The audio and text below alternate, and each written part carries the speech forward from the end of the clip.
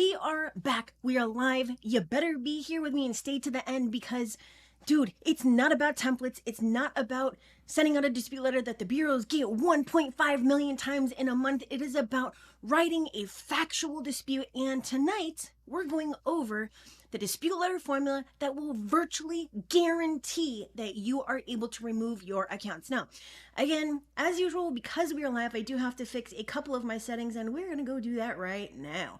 But while I'm doing that, what you can do is smash the like, tell Google, tell other people that you like my content so that it will get shared. Obviously, other than you sharing it, okay?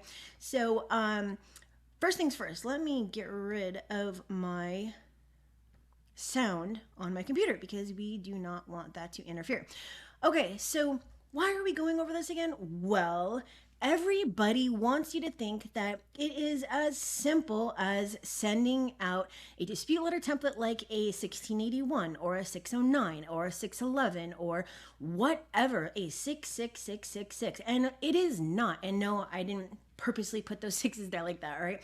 It is so much more than that, and you have to know exactly why you're saying what you're saying and how to say it, and it has to be simple, and there's a science to doing this. Like, dude, I've got 12 years, 8 years of those 12 years alone right here on YouTube. I have a documented journey. There hasn't even been a week that has gone by in those 8 years that I have not posted something, all right? So my job here tonight is to get you to understand this formula, and what we're going to do is I'm going to share with you part of my course, and there is a link in the description right now besides the link that you see on your screen if you want to see if I can help you by increasing your credit score and removing your negative items by heading over to my740.com and scheduling that call with me. But anyways, there's a link right now down in the description that is going to allow you to access this part of my course. It's actually a five-part series, 5-part course, whatever. And this one covers the big bad wolves, all right? In other words, bureaus, creditors, and collectors, okay? And I'm actually going to show you the table of contents, but what you can do is you can click on that link, pull this up, and it's actually going to take you over to this page right here, and it'll show you the table of contents. There's like a ton of stuff in here, okay? We're only going over 2 of these pages because it backs up exactly what I have to share with you, but please, dude, follow what I'm saying. All you have to do is take the time to implement this, and I promise you, you will remove these things, okay? If there was a way to make this quick, dude, I would be the first person to jump on that bandwagon and say, hey, man, pay me X amount of money, and I'm going to shorten that time frame. I'm going to guarantee results, and hey, everyone goes home happy, all right? So we have regular stuff, dealing with the bureaus, addresses, and contact info. We have their fax numbers, the ins and outs of dealing with the credit bureaus, frivolous disputes. What if a dispute is flagged as frivolous? What do you do? Your best defense. What happens at the bureaus? We went over that part earlier. So that was taken directly from my course. What the consumer sees when disputes come back as verified, updates that hurt the consumer's credit, what to do when there's no response, and I have a whole workshop on that. When a deleted account gets reinserted, and let's just skip these. We're just keep on going through these things. Then we have dealing with collection agencies, the debt validation process, unethical and deceptive practices of debt collectors and how to deal with that, okay? Offering to settle and then trying to collect on the balance. Just a bunch of different stuff on here. Fair debt collection practices overview, and then dealing with the actual data furnisher, the KO method for collections, proof of contract, validation, and debt verification, validation, collections, and the BBB. And then a bunch of other stuff on dealing directly with the original creditor. Okay, so because I literally just posted this tonight, you can, I mean, normally this is like $2.99, but because I am doing this on my live, what you can do is you can actually save $30. I brought it down to $99. You can save $30, so it's actually only $69. The coupon code is right there at the top of your screen. So all you have to do is use the link in the description, and now I'm going to pull up one specific part of this, and it's going to be page 13, I believe. So let's go to page 13. All right. So I think the first part of it is right here, but we are talking first about frivolous disputes because to understand how to write the perfect letter, how to write a letter that virtually guarantees deletions, you have to understand what's going to screw you up, right? Frivolous disputes. One of the most common complaints when it comes to dealing with the bureaus is the disputes get flagged as frivolous. And how does this happen? Well, they make a determination that the dispute is frivolous or irrelevant when, notwithstanding paragraph 1, a consumer reporting agency may terminate a reinvestigation of information disputed by a consumer under that paragraph if the agency reasonably determines that the dispute by the consumer is frivolous or irrelevant. And here is the important part, including by a reason of a failure by the consumer to provide sufficient information to investigate the disputed information. So if you are sending out something that says this one law takes care of all of these accounts, and I have zero reason other than I have this one law to take care of all these accounts, then it's going to be flagged as frivolous. You will literally dispute, and a couple of days later or 7 days later, you are automatically receiving things that say, hey, this is verified as accurate. And you and I both know there has been no investigation whatsoever, okay? So if you want to remove your negative items, you have to tell them explicitly, specifically, the exact reason taken directly from the credit report that you want these things removed. Notice the determination. Upon making any determination in accordance with subparagraph A that a dispute is frivolous or irrelevant, a consumer reporting agency shall notify the consumer of such determination not later than 5 business days after making such determination by mail, or if authorized by the consumer for that purpose, by any other means available to the agency. Now, hey, guess what? If they don't notify you, now it's a violation of section 611 because this is FCRA 611A3, right? So if they, do that and they don't notify you, now it's a violation. You can get them under this violation. But just as we talked about earlier, just because a violation exists, just because there's a law that exists, it doesn't mean that things automatically happen. No, you have to put your big boy pants on, your big girl pants on, and dispute the right way to force your deletion, okay? That's the part that I want for you to understand. And if you didn't join me earlier, I believe it was around 3 o'clock or so, that's exactly what we were talking about, right? There's an actual process to doing this. So if you know anyone that has gone through any sort of the court system, I don't care if it's family court, I don't care if it's the criminal courts, any sort of system, then you'll know, or at least they'll know, that everything has a process, right? And most of the time it has to do with timeliness. Timeliness is like the biggest factor when it comes to this, and that's one of the ways that we actually prepare our paper trail against the bureaus, the creditors, and the collectors, right? And then we use it against them when we're going to the CFPB and the BBB and the AG and all of them in a bag of chips, all right? Now, this is of special concern to those in the credit repair business because there have been reports that disputes are routinely flagged as frivolous just because they come from a credit repair company. So if you as a business are sending out letters that look like they're from a business, or even say that they're from a business without having the proper documentation to actually do that, then you are going to screw up your client's files. Now, normally these businesses, or we can even do quotes on that one, these air quote businesses send out the same letters for everyone, regardless of what they are disputing, right? So you have 15 collections and they have 18 charge-offs and they have 3 bankruptcies and you're sending out the same thing for them. Well, then guess what? Not only are you just as bad as any of the other companies out there, but you might as well go fishing. What do I mean by fishing? Well, fishing is literally where you just cast a line and see who bites, and you go to bed at night and wake up and see how many clients you have in the morning. That's not what I do. I literally handpick every single client from my program because I need to know that I can actually help you. Now, what does that have to do with this? It has a lot. It has everything to do with this, because if you are not taking that time to write that perfect dispute with the most impactful information and knowing exactly why this is going to remove that negative item, then you're not doing the right thing. Okay, so let's go a little bit further on this before I show you the exact way to do this, okay? So it's difficult to tell whether or not this is a case, in part because the reality is that credit repair company disputes are probably indeed frivolous much of the time, since not mine or unknown is the sole reason given for most of their disputes. However, many perfectly valid consumer disputes get flagged as frivolous as well, so we can't rule out that possibility that the bureaus would treat known credit repair company disputes with even less care, right? It's perfectly possible that regardless of the reason or the quality of the dispute, the bureaus will reject disputes from credit repair companies just because they come from a credit repair organization. All right, now listen, there's nothing in the FCRA that states that the bureaus can ignore or limit disputes just because they come from a CRO, but the law isn't very specific either, right? And you may want to be careful if you choose the wrong company, right? Because if you get on their bad side, they will notify the bureaus that you are working with a credit repair company and you will be banned from disputing. Okay, I've seen it a million times. All right. Another thing is if, let's just say, you get services and you don't pay for them, right? Just as an example, when that credit repair company goes to void your disputes from the bureau systems, they are going to find out, because obviously you didn't pay for it, so why are they going to reward you for something you didn't pay for, right?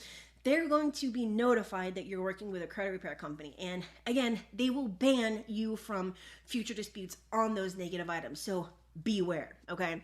Now, let's go to, just so you know, creditors under Section 623 can ignore disputes that have been sent by or prepared for the consumer by a credit repair company, okay? So you have to take certain things into consideration, all right? You want to make sure your disputes meet the criteria containing all necessary information. If a dispute is incomplete, frivolous, make sure your disputes are consumer authentic. It should not look like it came from a repair company, from an attorney. It shouldn't look like the same stuff that the bureaus again receive 1.5 million times per month, okay? And do what you can to avoid the OCR system used by the bureaus. We talked about that earlier. Do everything possible to make sure that each and every dispute is as unique as possible, not an exact company of the one, copy, of the ones that you used 1,000 times before, or a copy and paste job from the internet. Gee, didn't I just say that? All right, never send the same dispute for the same item twice. Many so-called professionals will instruct you to just send the same dispute letter over and over, and this is dead wrong. So when you are buying these 609s, when you are buying these 1681s, when you are buying these letters, and the instructions are to just continue sending this letter, or to send a letter that says, this is my first attempt, this is my second attempt, this is my third attempt, with the same crap on there, with the same reason, you are going to be shit out of luck, okay? So, now, I'm going to skip this next part, but we're going to go right over into this, and I created a very simple board, all right? And we have our name, our address, date of birth, and social, date, bureau, and then a very simple letter. I call this one independent investigation, okay? Now, what we care about is the actual words that you put with the account itself. So an easy way to break this down, and we're using the Jira Formula. What is the Jira Formula? I am so glad that you asked. The Jira Formula, as a fly goes right past here, the Jira Formula is really, really simple. It is action, justifier, element, reason, outcome, okay? There are 5 parts to this, and I use this when disputing every single account for every single client on every single letter. I broke it down to you earlier and let just as an example, let you know that if I literally itemized everything that I do for a client for the very little that I charge, I'd probably only get $12 or something per week. So I literally take the time to determine for every single account the actual reason, and I research these creditors and these collectors and my past letters that got really, really awesome results to see how I can use something like that. I do a full file analysis, a full file analyzer. All of these things take time. And why do I do this? Especially when I'm not charging for it, especially because what my clients are really paying for is the cost, right? Postage, portal, software, taxes, fees, bank fees, processing fees, merchant fees, and even stupid things like ink, paper, and copies, right? Or even tape, right? So I do this because this is what gets results. And I know it gets results because I've been doing this for 12 years. And even with inflation, even with them talking about meetings on famine, even when everything else, including the chicken wings that they sell down the street, gets increase in price. I didn't ever increase my price, right? Because I'm actually for the people. You got all these people who say, I'm for the people. No, no, no, no. But what do? They increase their price. They decrease the amount of work they're putting into it. And you are the one that actually, has to pay for everything, right? I mean, figuratively and literally, right? So I've never done that. I've always taken that cost on my end because I was the consumer. I had the bad credit. I wasn't able to get even little things, and I know how detrimental bad credit can be. So, you know what? That's okay for me. I mean, hey, look, you don't continue doing the same thing either for 8 years on YouTube or 12 years in general if you're not doing the right thing. We went over that the other day as well. So, use this Jira Formula. Use it, please, please, please. Listen to the words that are coming out of my mouth. Use this Jira Formula, right? You like my Shure microphone, to craft the perfect dispute reasons that are, like I said, virtually guaranteed to get your deletions, okay? So I'm going to give you a couple different examples, and these are examples that I deal with every single day, just so that they fit the majority of situations here, okay? Hopefully my mic is not in the shot. I'm just going to move that. And let me just check to make sure, because I do not want to assume, all right? So I think there we go. We are good. Okay, so I'm going to use, let's just use American Express. We're going to use American Express as an example, okay? And I need text. I do not need an eraser. Okay, so we have Amex. We're going to put our account number on here. Normally it's 34999, some crap. Now we need the element, okay? The element is going to be date last active, balance, date last paid, missing notice of dispute, whatever actual piece of the account is not reported accurately or that is in violation, that is the element, okay? So to simplify, we are going to use date of last activity, right? So we have date of last, I can't see behind my camera here. I have a center cam, well, at least today I do. Last activity, I can't see. Let's go down one. There we go. Date of last activity. All right, now we have to have our reason.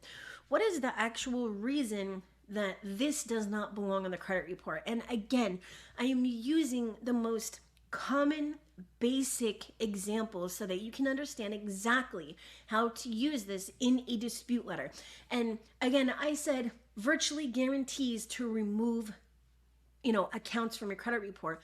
Why? Because men lie, women lie, but numbers don't lie. And dude, 2021, I had 23,000 deletions. 2020, I had 20,000 deletions. And in 2019, I had 8,000 deletions, 8,800. Major, major, major difference, right? And it's because I came up with the Jira Formula, okay? So we're going to say for our reason that the DOLA has 3 different dates, okay? Now we're going to put our examples in first, and then we are going to go and plug them into our letter, okay? So an example of this would be if we have Experian with 1 date, so we'll use 4/4/19, and then we have Equifax, and we have 9/15/19. And then we would have TransUnion with something like 2/20, let's say 2022. Now, there are actually multiple reasons that this account would have to be removed. Why? Because we have 3 different dates last active, and this account has been re-aged. Do you see how we have an inaccuracy in 1 year between 2 different months, and then we actually have a totally different year, and that year is newer, which means that the older dates are going to be closer to what is actually the date last active, okay?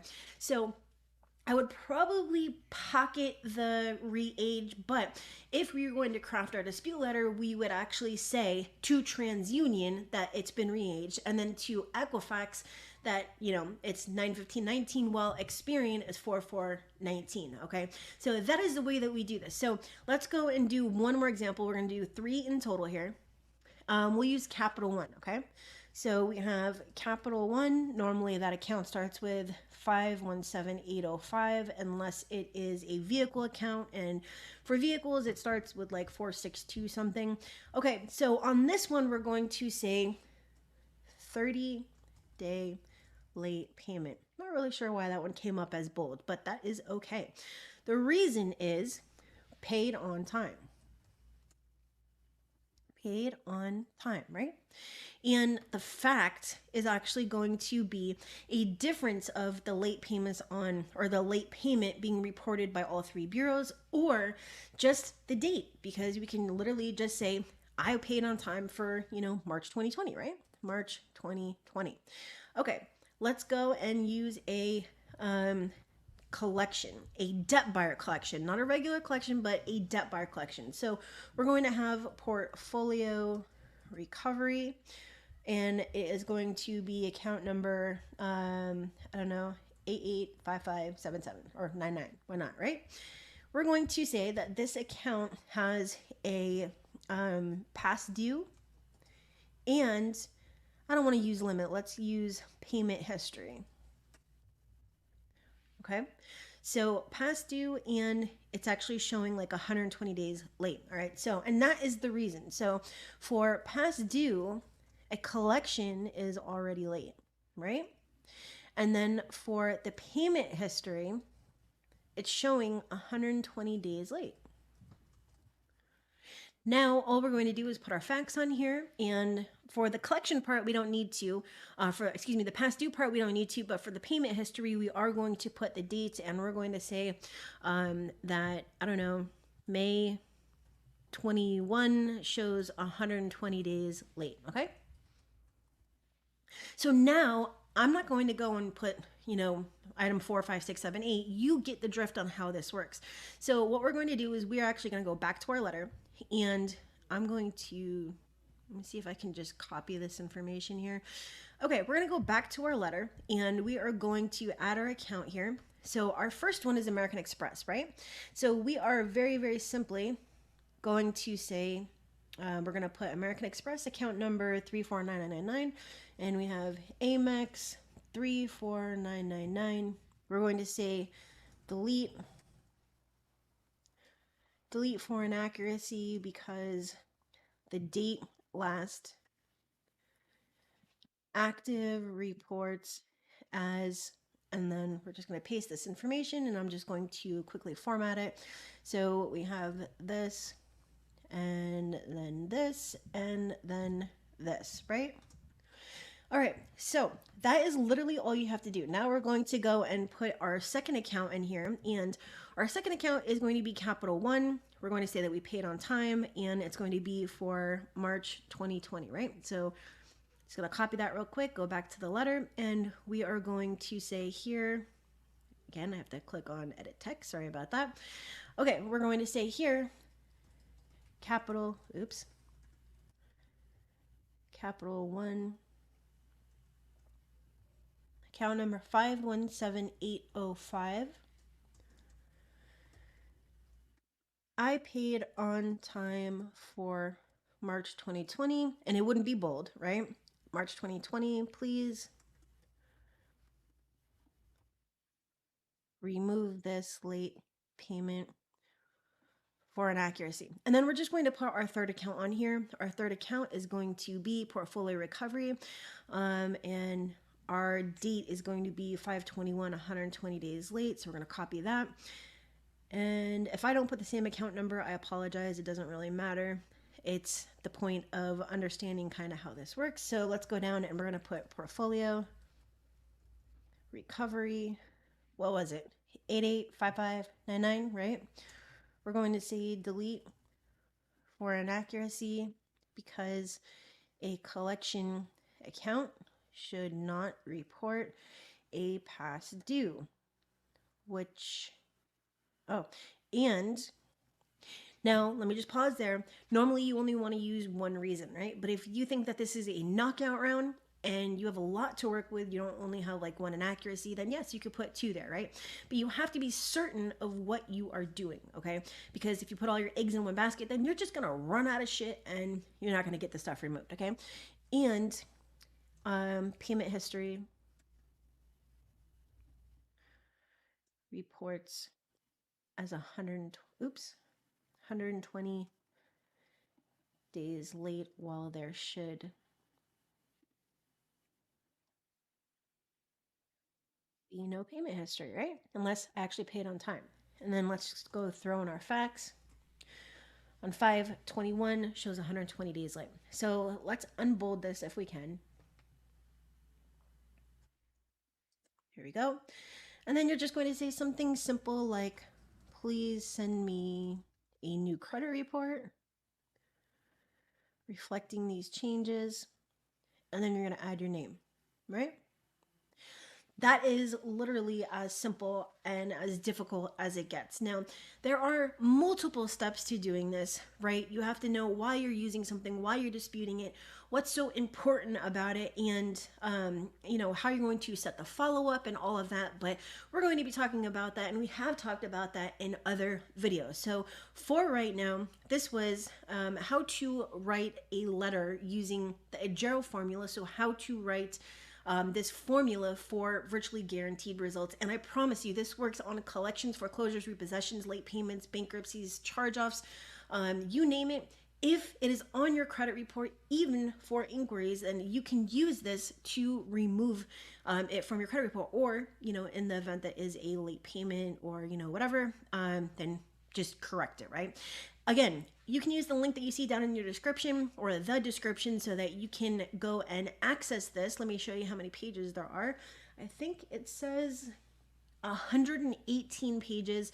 And if you go over here to the actual sales page, not only will you see save 30 at checkout to use that coupon to, so you're not paying 99, you're only paying 69, even though I normally charge $2.99 for this, but you'll see every single part of this, what is included, and it's really, really going to help you to remove your negative items because you're going to get a better understanding of dealing with the big bad wolves. All right. So right now, that is going to be it. But if you want to see if I can do a credit sweep for you, like I said, head over to the link on your page or your screen, whatever, my740.com. If I can help, I will. If I can't, I will point you in the right direction, because I personally do not go fishing.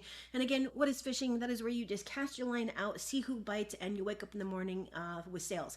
I don't do that. I literally choose every single client for my program because I need to know that I can help you. I need to know that your negative items can come off, that it's actually reasonable, that you can afford it, that it's a good fit for us. And, it is what it is.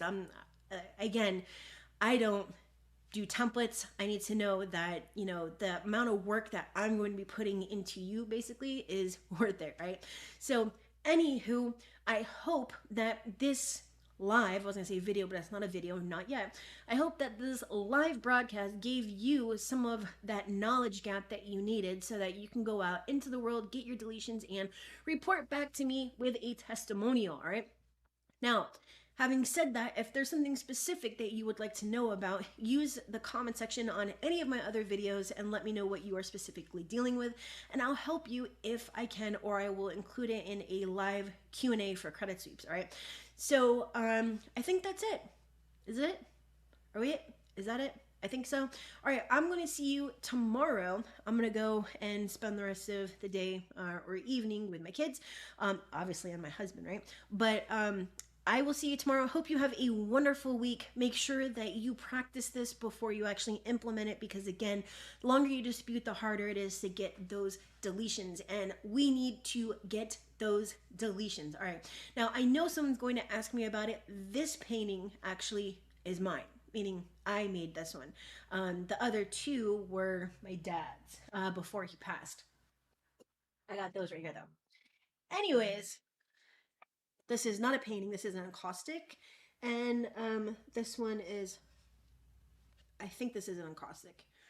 It's a pigment print encaustic. The Twins from Down Under and Warm Thoughts. But anywho, just put those there so that I'm not putting them down underneath my bar here. Yes, I have a bar down in my office. Why do I have a bar in my office? Because it came with the house, all right? Now, just so you know, like I actually meet my clients down here. They I don't know if these people that we bought the house from, like they're like older or whatever. Nothing wrong with being older, but they were really into like indoor heat. Like not like, national grid like regular utilities, but in my other lives, in my other videos, you can see that we have a pellet heater down here, and we have one upstairs, and it's on the other side of the room down here, which is totally finished and everything. As you can see, there's panels of wood and all that kind of stuff, but they have an indoor grill thing down here. Like, what? And in our backyard, on our patio, they also had one built into the wall. Like these people were really into indoor heat and like grilling. Okay. Anyways, that is where we're at. We are actually in my office, and right here there is a bar. Like I'm literally in the bar. I could serve you ice if I wanted to right here because we don't drink. But anyways, it's pretty cool though when you're like, with your one-on-one clients, and like, hey, you want a drink? And bring them a Coke, you know what I mean? But anywho, not to get totally off subject, but I will see you later. Just kind of wanted to let you know a little bit about where we're at here. But I will see you later. I'll see you tomorrow, and hopefully we won't go off topic tomorrow. But that is it for tonight. I hope you have a great one, and use that link in the description to go access that $30 savings at checkout using Save 30.